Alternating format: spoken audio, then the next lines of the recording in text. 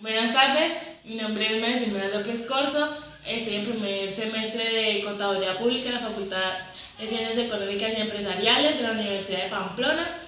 Soy del curso de Habilidades Comunicativas del grupo GG y mi compañera aquí presente es María Magdalena Sepúlveda Jaimes, primer semestre, estudio Contaduría Pública en la Facultad de Ciencias Económicas y Empresariales del curso de Habilidades Comunicativas del grupo T.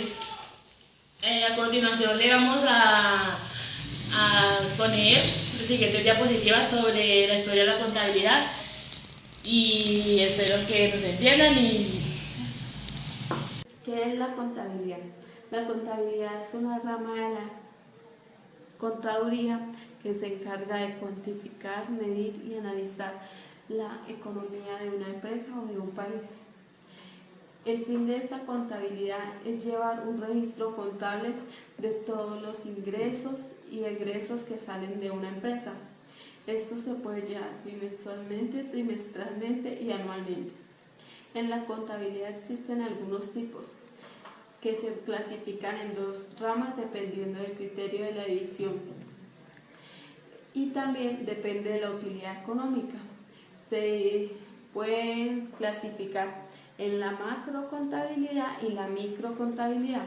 La macrocontabilidad es la contabilidad nacional que ofrece la representación numérica sistemática de la actividad económica de un país durante un periodo determinado. La microcontabilidad es la contabilidad de unidades pequeñas de la economía. Su objetivo es suministrar información que se utiliza en la toma de decisiones.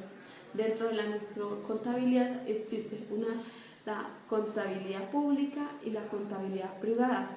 La contabilidad pública ejecuta las distintas administraciones públicas y la contabilidad privada es la que orienta a las empresas.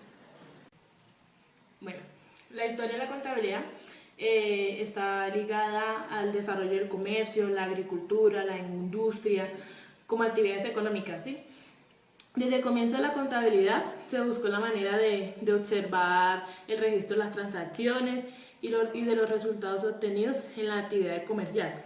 Los arqueólogos han encontrado que entre las civilizaciones como por ejemplo el Imperio Inca, el Antiguo Egipto y Roma, tenían varias manifestaciones que era el registro contable de una manera muy básica, que constituía en el registro de las entradas y las salidas de los productos que comercializaban y del dinero, ¿sí?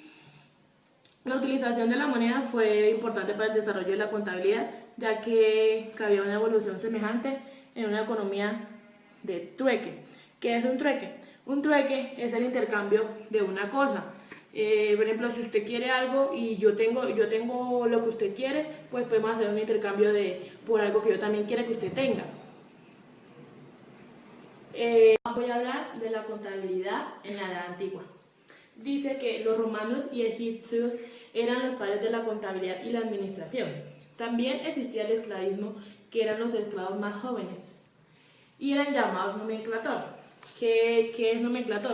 Nomenclator en ese tiempo era el esclavo más joven, el que sabía leer y escribir, y era el que llevaba la contaduría del amo, la contaduría en la Edad Media. Existía el feudalismo. ¿Qué es el feudalismo? Es un sistema de gobierno basado en una serie de lazos y obligaciones que vinculaban a vasallos y a señores. Y en esta época, la que tenía más poder era la iglesia. Y también en esta época nace la moneda. En la edad contemporánea, en Roma, nace el concepto de ingresos y gastos. Y también nacen los primeros libros de contabilidad, los principios de la partida doble, el CODES, los libros auxiliares y las normas para registrar. En la edad contemporánea aparece Luca Pacioli, que se dice que es el padre de la contabilidad por la primera edición impresa de la partida doble, pues las obras anteriores eran todas manuscritas. Bueno, ahora les voy a hablar de la historia de la contabilidad en la época de la precolombina, que se considera precolombina porque ya llevaban los libros de la contabilidad en ese tiempo. Y también en ese tiempo existían tres grandes civilizaciones, que eran la azteca, la inca y la chicha. la Azteca, ellos llevaban su contabilidad en tablas de barro. Ahí con el barro anotaban los bienes o los animales que tenían. Los incas llevaban su contabilidad con lazos o nudos, y por cada nudo y por cada lazo que llevaban o que contaban era un bien para ellos. Y los chichas llevaban su contabilidad pintando sobre sus vestidos. Ahí ellos pintaban la cantidad de bienes o de animales o de cualquier cosa que tuvieran. Ahora, en la época de la conquista, los españoles, dice que en 1951 el rey Felipe II ordena llevar la contabilidad, y en 1678 Felipe IV, que fue el que determinó que los contadores reales debían presentar cada 2 años cuentas en términos de debe y haber. Y ahí mismo también nace el concepto de inventarios, de presupuestos y los libros de contabilidad. Y ahora, en la época actual de Colombia, nace el Código de Comercio, nacen las primeras escuelas de contabilidad, que ya más adelante le hablaremos, nace el revisor fiscal. En 1960 nace la ley 145, que habla sobre la figura del contador público. En 1990 nace la ley 43, que regula todos los principios de contabilidad, que más adelante también le vamos a hablar un poquito. Y en 1993 nace el decreto 2649, que habla sobre las bases y principios de contabilidad, y en el 2009 nace la ley 1314, que habla sobre las normas NIF, normas internacionales de la información financiera.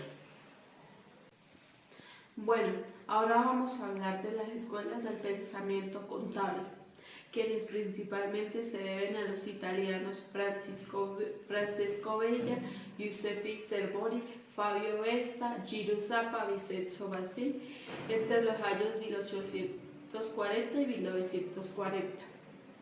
Primero, la escuela contista, quien es la de Francesco Bella, que aborda la elaboración de teorías más o menos científicas, distinguiendo entre la técnica y la ciencia y elaborando un conjunto de principios económicos e administrativos. La escuela personalista de Giuseppe Cervoni, para quien el patrimonio es considerado desde el punto de vista jurídico, ya que en la disciplina contable debía medir las responsabilidades jurídicas que se establece entre las distintas personas que intervienen en la administración del patrimonio de la empresa. Ahora seguimos con la escuela controlista de Fabio Vesta, que define el patrimonio como un conjunto de bienes o fondos de valores. Es decir, analiza del punto de vista económico las cuentas como elementos de representación de los elementos que componen el patrimonio. No van a captar derechos ni obligaciones, sino hechos materiales y valores. Bueno, la escuela económica Sendal de Gino Zappa, que opina que la finalidad de la unidad económica es obtener crédito y que toda la problemática contable debe quedar subordinada a la determinación del mismo.